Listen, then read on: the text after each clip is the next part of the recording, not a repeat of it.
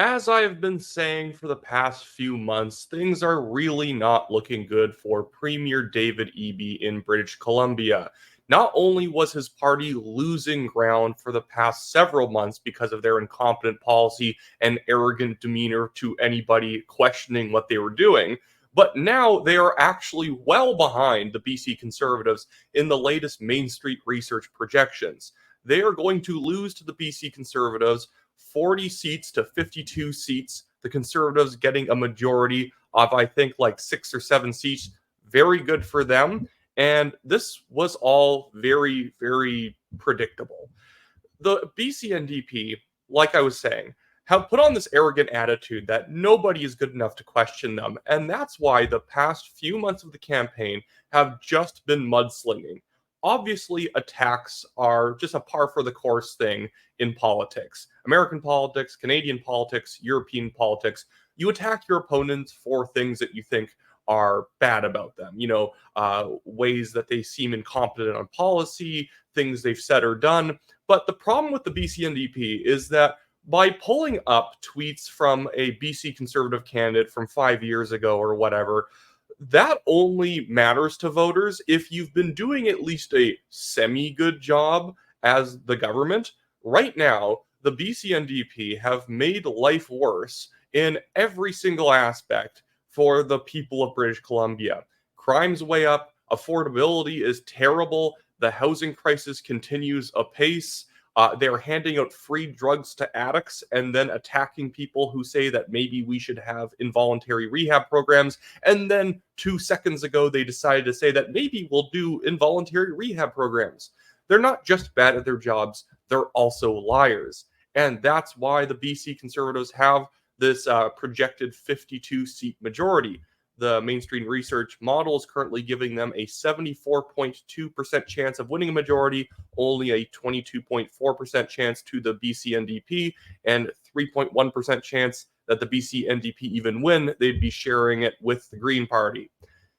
I even think that this is underselling how well the BC Conservatives are going to be doing on election day. This has happened in many jurisdictions before. It doesn't matter that the BC NDP are better funded than the Conservatives because they got $8 million from taxpayers, where the BC Conservatives only got $200,000. The problem is it doesn't matter how much you spend. If people don't want you in office and they're not going to vote for you, that's just how it is. You can't spend your way, do enough media appearances to make people think that the garbage that you've been serving them is actually quite good. People think that David Eby is incompetent. He frankly has a weak personality and comes off like he's always talking down to everybody. And their entire campaign strategy has been that the Conservatives are bad somehow. Okay, well, everything sucks in the province. So that's not scaring anybody that the Conservatives are going to be wildly different from you. That's kind of what people want. But I just want to dig into some of the details to these polls because it's been interesting how fast voters have been shifting from undecided to decided and how much that's been leaning towards the BC Conservative Party. Because 3 polls ago, the Main Street research projections showed, or their poll showed, about only 19 or like up to 19% of people were undecided on who they were going to vote for, which is a massive amount of people. Usually 30 days out from an election, only 5 or 6% of people are undecided. And since about 3 or 4 days ago, that number, I believe, is actually 17%. Another poll showed 19. That has fallen all the way down to only 9% of people are undecided, and the poll is starting to lean far more heavily towards the BC Conservatives. Right now, the polling projections with the undecideds added in, it's 40% BC Conservatives, 38% NDP, 9% undecided, and 9% Green Party. There's also 4 saying they're going to vote for another party. I see those people probably splitting towards the BC Conservatives because a lot of them might not be aware of what the election dynamics are. As crazy as it sounds, there's going to be a lot of people who still think this is an Andrew Wilkinson versus David Eby election. A lot of people hate politics and they just close it out of their lives until the week before the election. The NDP, especially, being below 40% is just a death knell for them. As the incumbent party, as the party that won like 46% of the vote back in 2020, having only 38%, of people on your side. Yes, decideds pump them up to like 41 or so, but the fact that you are not capturing automatically 40% of the electorate that's being polled is bad. Right now, when you actually go by the by issue polling, the BC NDP is underwater significantly on all of them. On drugs, I think 78% of BC residents disapprove of what they're doing. On affordability, like 50% of people think or it was like 70% of people think they're doing a bad job. I think it was like a net negative 50. There's no big issue that the BC NDP poll well on. I think the only issue that they were actually above water on was intergovernmental relations. So people think they do a good job interfacing with Justin Trudeau, which doesn't really mean anything. That's basically just saying, do you think David Eby's friendly with Trudeau and they work well together? Sure, but you don't want them to work well together because Justin Trudeau is equally as incompetent as David Eby, and they both support some of the most unpopular policies in the country: safe supply drugs and the carbon tax. That's another thing that David Eby's pretending that he's not in favor of. He's going to get rid of the consumer carbon tax potentially now, but really he's just going to shift it even more heavily onto businesses, which means you're still going to be paying it anyways because no business is just going to go bankrupt to pay the tax. They're going to pass the cost of the tax onto consumers, at least partially. But I just want to go down to some of the drop-down menus here to look at the detailed results. I think that this is quite interesting. How things have shaken out. The Vancouver Island numbers shift around pretty wildly from day to day. So some days it shows the BC Conservatives ahead, sometimes it shows the NDP ahead. But what I mainly want to focus on here is the Vancouver numbers. The Conservatives are currently leading in Vancouver and the Vancouver metro area. That is not that surprising because they've been neck and neck for quite a while, and this is effectively a tie, 39.9 to 40.7. But again, for the BC NDP to win, just like they beat the BC Liberals, they need to be 5 or 6 points ahead of the Conservatives. They cannot have it be a slugging match in Vancouver because the BC Conservatives are going to dominate the rest of Vancouver or the rest of British Columbia. And on Vancouver Island, I think they do have a chance of winning 3 or 4 seats. They have one in the safe category right now. Nanaimo looks like it can flip, and depending on the poll, there's like 3 or 4 other seats also in play, or at least in punching distance for the Conservatives. But yeah, so the rest of BC, the Conservatives are just running up the score. Vancouver, if the Conservatives just edge out the NDP by a little bit, and then they grab up a couple seats on Vancouver Island, they win that 52-seat majority. Because like that's like the NDP will have not overperformed in any region in the entire province.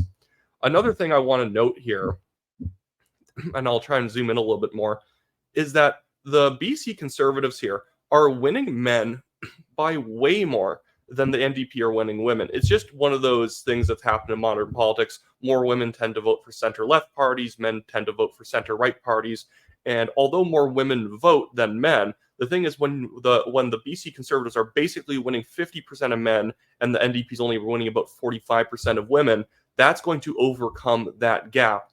Plus, I also really don't believe, like I was saying before, that the NDP are going to even be able to achieve their numbers that they have here.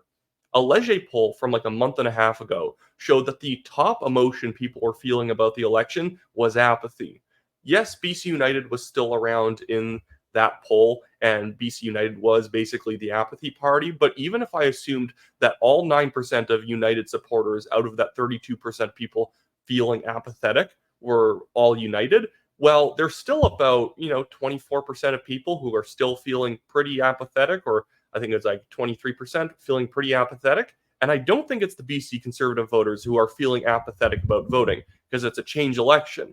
When you're voting for change, you tend to be more excited than the people just voting for the mediocre status quo. And to even describe the BC NDP as mediocre is doing them a big favor. Eby, I think, is just not going to connect with voters the same way John Horgan did. There was another poll that came out, I think I talked about a bit, at least on Twitter, that 17% of 2020 NDP voters are going towards the Conservatives. And it's because David Eby does not like blue-collar people. He rejects their votes. He wants downtown progressives to vote for him. And he probably captured that vote somewhat, although many of those people might go to the Greens because Eby's now wavering on certain policies that he used to stand strong on the progressive position on. But what plumber, what small business owner is going to show up and vote for David Eby? You're driving home at night, you're tired, you're really going to pull over and pull the switch for David Eby? No, either you're not voting or you're voting for the Conservatives. Another significant portion of the electorate in this election is people who didn't vote last time. And 48% of those people in the last Main Street poll I looked at were voting Conservative. I actually want to go see if I can find that now, because that was very interesting that they ended up going so heavily towards Conservatives. And when I say 48% of them are going Conservative, I don't mean that then like another 30% are going NDP and then 10 are going Green. 48% were going Conservative, 13 were going NDP, and like a bunch of people still didn't know where they were going. I just pulled up the poll now in this recent one as people are becoming more decided.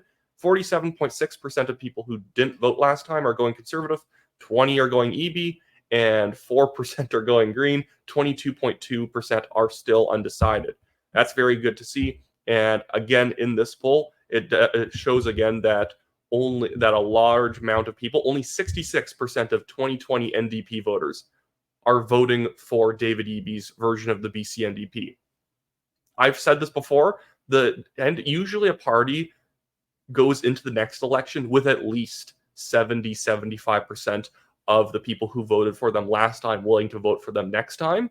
I think that EB in reality probably only has about 60%, 55% of people who showed up last time definitely showing up this time. They're going to work hard to even get over that 70-75% mark if they even get to that point.